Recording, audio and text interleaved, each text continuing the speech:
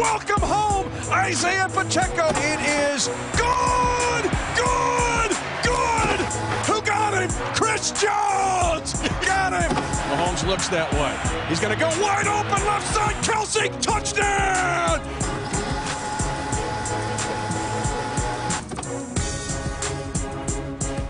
All right, everybody, hold up your hand if you're going, oh, we're going to block this field goal. I don't think it's going to be a walk-off loss. 16-14. Leo Chenal blocks a 35-yard field goal attempt by Will Lutz. An incredible victory for the Chiefs to stay undefeated, 16-14. Matt, unforgettable game for a lot of reasons, but at the end, give Leo Chenal credit and his buddies too caved in the whole left side of the Denver protection group. Every second, every play, every player matters with this team. And if you're going to beat the Chiefs, you're going to have to earn it literally down to the final second. And the Chiefs, hey, credit to the Broncos. They played great today. They wanted this game badly today. But the Chiefs said, if you want to beat us, you got to beat us on this play too. And Leo Chenal said, nah, let's go to 9-0. It's the heart of a champion, and it's a beautiful thing. A heart of a champion is tough physically and mature and tough mentally. We honored the Marine Corps today. That's their motto, right? Semper Fi for all you Marines out there. But this was the 22 class on that last play. Watch it. Undrafted rookie free agent crushes the play side. That's Jack Cochran. Right behind Leo was George Karlaftis. And the fact that and you have forgotten that it was Leo Chenal that blocked the PAT by San Francisco in Super Bowl 58. That changed that entire game and the sequence set up to win. But a tough team physically, emotionally. There's Coach Andy Hill, one of the happiest guys in the building. He called out the field goal block. Trenton, Missouri. Missouri. But let's go back to a team that is emotionally mature, physically tough, and will not lose. They won't. Again, you have to earn everything against this team. And yeah, talking about the 2022 draft class, you and I talked so much going into that draft about what an opportunity it was for the Chiefs. You have a team with one of the greatest quarterbacks of all time, one of the greatest tight ends of all time, and you're in the middle of a championship window, and you can add a whole bunch of players. And if we can hit it out of the park, it's going to propel us for a run maybe this league has never seen before. Well, those players have helped us win back-to-back Super Bowls, and they helped us win here today on the final play of the game. Never a doubt, Mitch. We had them the whole way. Sure. Let's give credit to the Denver Broncos. This is what you and I said on Field Pass. Will people pay attention? I think so. The fact that this is a very good defense, one of the NFL's top defenses. You have to earn every single thing against this defense, and we saw that today. The Chiefs had some tough plays, big plays, but Denver is so good defensively to get 16 points on these guys. Remember, they came in, 5 of their 9 opponents had 14 points or less. And the Chiefs offense hung in there against these guys. How about Kareem Hunt today? Exactly 100 yards from scrimmage. He had 35 rushing yards, 65 receiving yards on 7 catches. Kareem Hunt was tough in this game, and the rushing numbers maybe aren't what he hoped they would be, but he kept us in this game throughout, both through the air and on the ground. And the Broncos blitzed. Hot reads. D-Hop gets a big 31-yarder late to lead to the field goal. Same thing with Kelsey. Chiefs win at 16-14 because of a blocked field goal that would have been a walk-off win. Chiefs are 9-0. We'll be back. No, let's go to the podium and get some reaction. All right. I'd like to thank the fans for the support. They stayed and got a great show by that our special teams put on there at the end. Up to that point, I thought, my hat goes off to Denver for the job that they did. I thought defensively, offensively, they were strong, and it ended up being one of those kind of games, back and forth, and they arguably take it down for the winning kick, and then Leo steps up and does what Leo does every week. Somewhere he makes a play. Defensively, special teams, somewhere he steps up and makes a play, and he did a great job with that. Other than that, I'm going to give credit to Najee, because Najee never gets any credit, so for leading the team in tackles, he did a nice job there. And then offensively, Kels had a big day, again with 7 receptions for 58 yards, and then he tied, I believe, Tony for most catches in team history, or touchdowns in team's history. So all good there. Lots of room to improve. We've got a good team that we're we're going to play this next weekend here, so we've got to get ourselves ready, learn from the mistakes from today, and move on. But I'm proud of our guys for battling. I told you that during training camp. They got big hearts, and you got a chance to see that today. So with that, time's yours. Andy, do you see some sort of weakness in their field goal protection unit that you're taking advantage of? Yeah, so I get to see that every day, how we work that block and that last final shot there. And, you know, we did, but it's also something that we work on like crazy. So it's it normally doesn't work quite like that, but that one, we had a couple different guys. George was in there too, I believe. So I haven't had a chance to look at the replay of it, but it looked like we had a couple different guys in there. Leo blocked the kick in the Super Bowl last year. What kind of ability does he have? What's special about him allows him to? Yeah, listen, he's a great athlete. Big, strong kid, plays 100 miles an hour. He does it in practice. He does it during games, plays anywhere and everywhere, never says anything. Comes from a family. He's got like 40 brothers and sisters, so he's used to sharing. So he doesn't really care about who gets the credit and doesn't get the credit. He just goes. Coach, what's your message to the team when they get in the locker room after a win like that in that fashion? Yeah, there's not much you can say. It's the game told the story, and you know, for it to end like that, I haven't been around a lot of those walk-off blocks, so I'm going to enjoy it, but I'm also going to get to work fixing the other things that we need to fix before we go to Buffalo. But you know, you enjoy every one of these the best you possibly can, because it's tough in this league. The parity in this league is ridiculous. Coach, the field goal obviously took the lead late, but was there any consideration in going for it on that fourth down? No. Andy, did you consider moving maybe Joe Tooney out to left tackle, where you guys were struggling without Wanyu there? No, I didn't. All right, good, thank you. Heroes come in all shapes and forms. They even come from Grantsburg, Wisconsin. A blocked field goal to win the game. Walk us through your call and your thought and the fact that you were not going to give up this game. You know, when they're driving down the field like that and they cross the 50-yard line, you know, it's kind of like a heaviness that's kind of like sitting behind your mind, like, okay, we really need to stop here. And towards the end, it's like a lot of times teams will say, all right, let him score, get our offensive ball. But, you know, Coach Spags, you know, knowing how bold he is, knowing what he's going to do, he's like, no, we're going to get the stop here. You know, we trust our guys. We're going to get the stop. You know, there's a credit to all guys around. Coach Tobe, man, has given us such great encouragement, you know, to always keep pushing. And it's going to come our way because we've gotten close a lot this year. Jay Reed blocked one last year. So credit to a lot of guys. Leo, for most teams, when the opposition's coming out there for a 35-game winning yard field goal, there's 1 second left. It's pretty dire. But for you guys, you don't blink. You make them earn it. So what was the mentality like when they're coming out there for that field goal and you guys are like, let's block this thing? Man, it takes a prayer. You know, I was literally praying, like, please, Jesus, you know, our Lord and Savior, please, you know, we need something here. And, you know, I do feel like my prayer was answered. And, you know, but at the same time, you know, God gave us the grace, every single one of us, to give a great effort, you know, like we have been, every single guy across the line, giving a good push. I wouldn't have been able to get close, you know, if you didn't have guys right beside me, George, Jay Reed, Jack, you know, the whole, you know, field goal block team. So it's definitely a weight you feel. So it's an all-out mentality. I'm thinking of the scripture, an effective prayer of a righteous man can accomplish much. That's right here with your prayer. But I'm going to ask you about, we talk about teamwork defensively and playing gaps, and you got to be with your teammate on the same page. But I want to ask you, and you just alluded to it, but I want to talk about the other guys. Cochran, play side. George is right off your tail. Jay Reed's in there. And how similar was it to your block PAT that everybody forgot about in Super Bowl 58?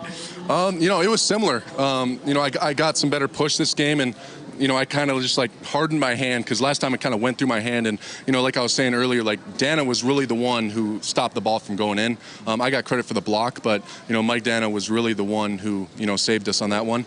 But, you know, it's always competition. You know, Jay Reed's our best get-off guy, and that's always pushing me. You know, Coach Tobe dissects every field goal block and kind of just times it. All right, that's a 6-frame get-off, Leo. And I'm sitting there like, yeah. And he's like, next play, Jay Reed, 2-frame get-off. I'm like, are you kidding me? Like, he's nasty. animal, and he pushes me to be better. And we got a lot of guys, Derek Noddy, George, Jack, across the whole field goal block team. Everybody's just pushing each other.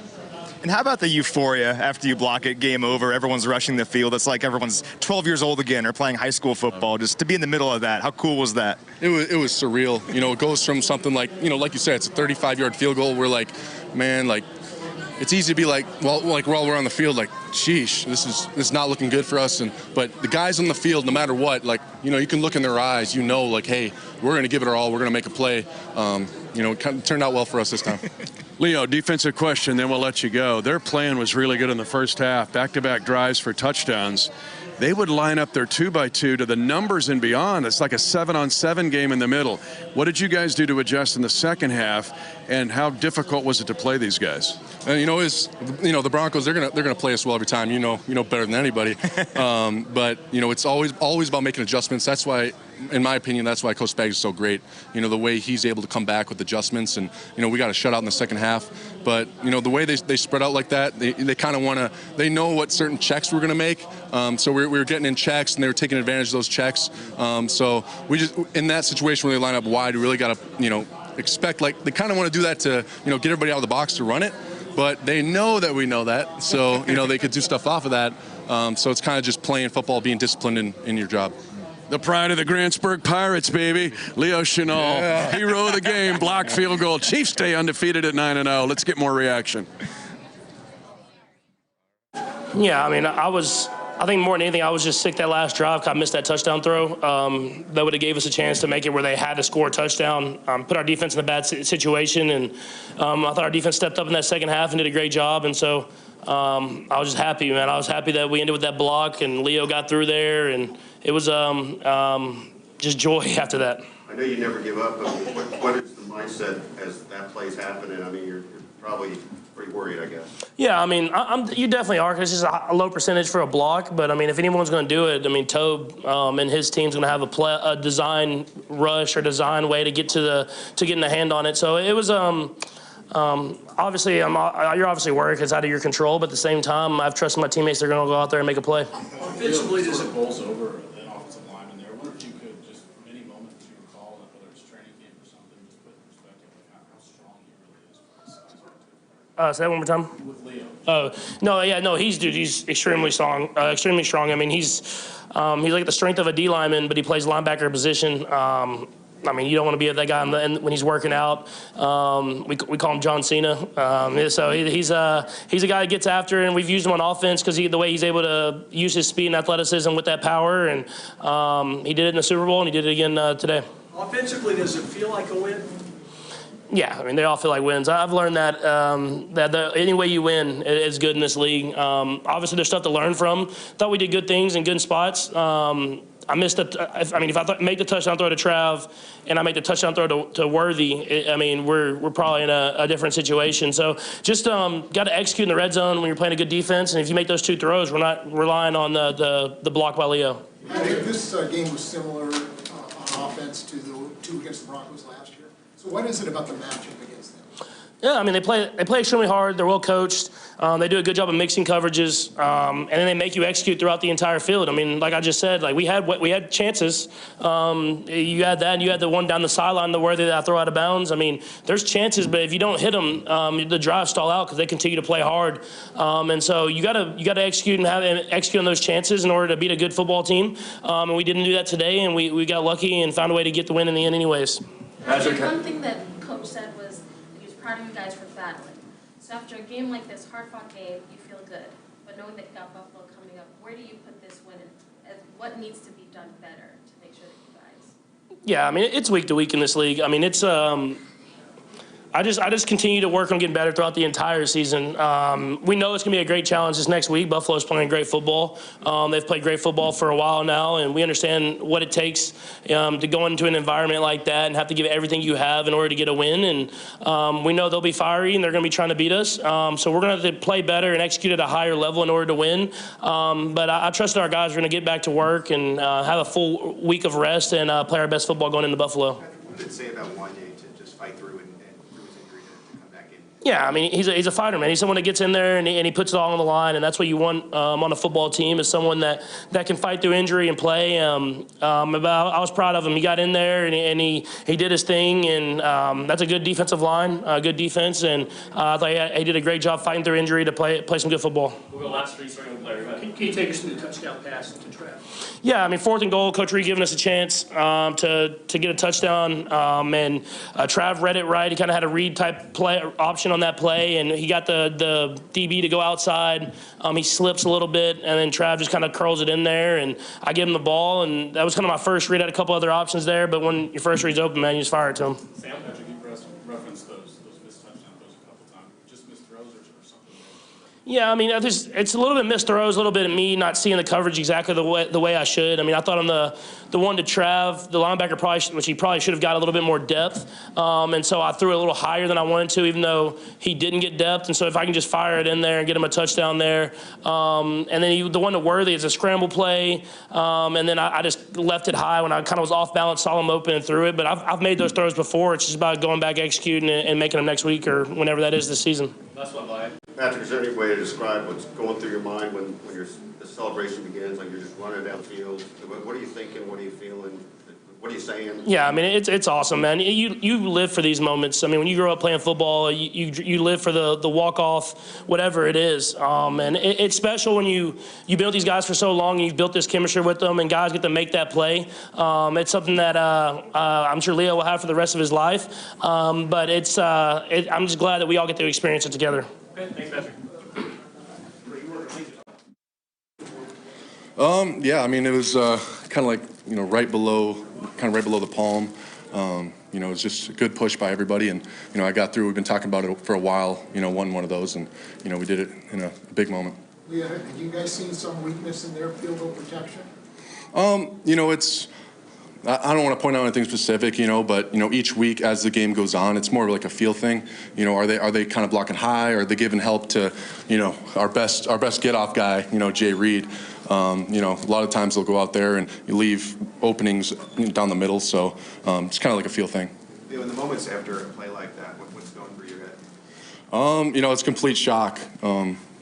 It's not much I can say about it. Glory to Jesus Christ and everything, because I was really praying for something to happen, because it's so easy to that moment is so heavy. There's a second on the clock. They're going to kick the field goal, and you feel the weight of the moment. So, yeah. These are hard to get, and you got the one in the Super Bowl last year. Obviously, do you feel like maybe that was it? You were done for your career in that regard? That was definitely a big moment, and I want to credit Mike Dana on that one, because I'll get the stat for it. Kind of went through my hand, and he's the one that really stopped the ball. In the Super Bowl, yeah. So he's not going to get credit because of the stat, but big credit to him. But it's never that mentality of I'm never going to get there again. When you got guys like I said, Jay Reed out there rushing like he does, Jack, and the big push by the big guys in the middle, George, what he does, and just working on get-offs. It's bound to happen, and it's been a long time. It's coming. On that play, does it take you guys operating in unison more so even than you being the one to knock it away? Say that again? How much does that play rely on you guys working in unison to a point, even more so than maybe just your individual play? Oh man, it's big. It's like I said, it's like a team effort. They have to respect Jay Reed on the outside. They got to respect our guys rushing on the outside and in the middle. So they can't. It's not like they can just lean heavy to one guy. So it's a big credit. George, he's doing what he's doing. We're right beside me all the time, and he's always getting good pressure right there. Anytime I get my hand near it, George is right there. He's got a little bit bigger wingspan than me. So, but yeah, it's a big team effort. Offensively, did they do anything that you hadn't seen before when they had the ball? I mean, they were relying, heavily kind of on the RPO, that 4 strong look. We got a bit to clean up in that regard, just, kind of being disciplined in that assignment. And, I'm confident in our guys that, we'll attack it, next time around, or, whoever gives it to us next. Thanks, Leo. Thank you, guys. Lining up heroes. Another hero here, Nick Bolton, in this game. I want to ask you about your sack. It took them out of scoring position. like a 17-yard sack. Walk us through the call and the execution. Yeah, I think we had something married up with that look we had in the last 2 weeks. Then we kind of put a little spin on it, some of the specs all throughout the week. We just brought a couple extra guys. Running back came over to block Jay Reed. He kind of had to pick or choose his poison on that one. He went across the formation, and I just kind of shot my gun. And we knew he was going to go out the back of the pocket, use his speed, and just got to chase him down after that. Okay, chasing him down. He's a big dude. I mean, this kid, 24-year-old rookie. He's older than you are. Do you know that? Yeah, I know. Yeah. This is your fourth year? Yeah, we came out the same year, man. He ended up going to Auburn. I went to Missouri, but we both came out in 2018. Yeah. Bo Nix is a rookie, and he's older than a 4-year veteran in Nick Bolton. The other part of this, though, is defending the run when you had to defend the run and making adjustments after they had the 2 straight touchdown drives. What happened? What'd you do? And walk us through it. Yeah, man, I don't think we played our best football. There was a couple things here, one step here, one step there. I kind of let the leaky yards. And I think on the first touchdown, it was my fault. And the second one, Trent was out there on the island, man, and stuff happens when you're out there on the island. We got to come back, and we had to refocus. Had to win the snaps that we could. We got down to plus territory. You got to kind of take a chance there. And they saw us, blocked it up, threw a touchdown. So I just came back, made some adjustments, played a little bit more softer coverage, and we just tackled better in the second half. Esteme's a stud now, the rookie out of Notre Dame, but you guys stopped him when you needed to. Yeah. And then FAU's play on Nix, where they were trying to sneak a quarterback run. Hold on, one more time on the last one? When they were backed up, when FAU doesn't get tricked. Oh, yeah, man. I think he was on the line of scrimmage. We talked about that all week. Honestly, Felix probably one of our better DNs on living on the line of scrimmage and zone read football. He's playing in the Big 12, so it's kind of similar. But yeah, man, he stayed on the line of scrimmage, man, forcing him to stutter his feet and let the guys rally. In that situation, that's all you can do. He made a tackle for loss, man. We needed that one to get the drive started. You lead this team, not just the defense. You're a leader on this whole team. What does it say when a team is strong enough physically and mentally to say, it's not over till zero's on the clock, we'll figure out a way to win? I think it's easy to take that for granted. What is this team like in that regard? Yeah, man, Coach Reed's harped on it starting on Tuesday, man, how the games are closer than ever. At one-score games, it's going to be a late fourth-quarter game, especially when we play in divisional games. And so we kind of knew that going into there's going to be a gritty football game. It's going to take all 4 quarters. We're going to need all 11 guys or all 53 guys to go out there and execute the game plan and find a way to win. And, yeah, man, just super proud of the guys that are going in the late 2-minute, 4-minute drill, and they're bleeding the clock out. You kind of can get discouraged, maybe play bad football, give up a touchdown or something like that, man. And we locked in, we focused in, and found a way to make a play at the end. Man, terrific effort. Did you go scoreboard on Marvin Mims Jr.? He went to your same high school. No, I didn't go scoreboard on him, man. They were a little down, man, but I was happy to see him out there, future Lone Star. Blocked field goal, great play. Big 17-yard sack by this guy, Nick Bolton. Chiefs win it at the end. So the Chiefs win it 16-14. Go to 9-0. It ties a franchise record of 2003 and 2013, but to do it in such a crazy way. We could overlook what happened to the defense in this game. We talked to Leo Chenal earlier about the adjustments they made. But those 2 touchdown drives were really good by Denver. Had them on their heels, and then to shut them out in the second half's big. Yeah, so Denver wanted this game badly. That was apparent. They came in here and they punched us in the mouth, let's be honest. But how about the defense stepping up and saying, that's all you're getting the rest of the game? And after it was 14-3, not allowing Denver to score throughout the rest of the game, including the entire second half, was a big deal and allowed for the comeback for us. And then when it counted, the run defense, they held them to 3.4 a run, which is always going to be a win in the NFL, seemingly. And they used Estime. They love Estime. Audric Estime, the rookie out of Notre Dame. He's got a little bit of a young Kareem Hunt in him, but the fact that they held him down. And the other big play that we can overlook was Bo Nix can run the ball. But when Felix Anudike-Uzomah held the edge on a tricky play, that was a trick play by Denver. We can overlook that forced a punt from deep in their own territory. That was really impressive. That was one of the things about this Bronco offense that concerned me the most, is Bo Nix's running ability. He never got going on the ground, and that was significant. The Chiefs defense in general made some plays in this game. How about Nick Bolton's sack at the end of the third quarter, a loss of like 17 yards. So Steve Spagnuolo dialed up some big-time plays at times, some blitzes that got to Bo Nix. Yeah, and then offensively, again, the Chiefs had to grind it out and earn everything they had. How about Samaje Perine in this game? I mean, to be resourceful enough to find Patrick Mahomes when he's scrambling for his life against this flesh-eating defense. That and D-Hop, these guys just week by week are doing things to help this team win. And again, they weren't even here during the time in St. Joseph. The Perine play was hilarious because we're so used to Patrick Mahomes doing stuff like that. We're like, oh yeah, that's just, picked up the first down. Like, that's unbelievable what he did to avoid that sack, then throw across his body and find Samaje Perine for the first down. The offense did some good things today. Want to clean up the red zone a little bit. They've been great in the red zone until today over the last 3 weeks. They go just 1 for 4 in the red zone here today. If they finish in the red zone, maybe it's not nearly as close.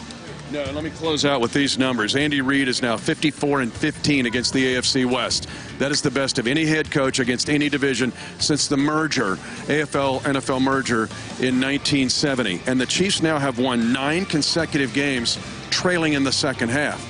That's an all-time NFL record, Matt. We've also won 9 straight home games over the Denver Broncos. I don't think we've lost to Denver at home since 2015. I was a junior in college. It's been a long time. And we're also 9-0 now, like you said, for the 3rd time in franchise history. You cannot take this for granted. This is what it's all about. Blocked field goal, 16-14, on to Buffalo with an undefeated record at 9-0. For Matt McMullen, I'm Mitch Holthus, voice of the Chiefs. You won't forget this one. Chiefs Rewind is brought to you by Ford, the official car and truck of the Kansas City Chiefs, and by CommunityAmerica Credit Union, the official banking partner of the Kansas City Chiefs.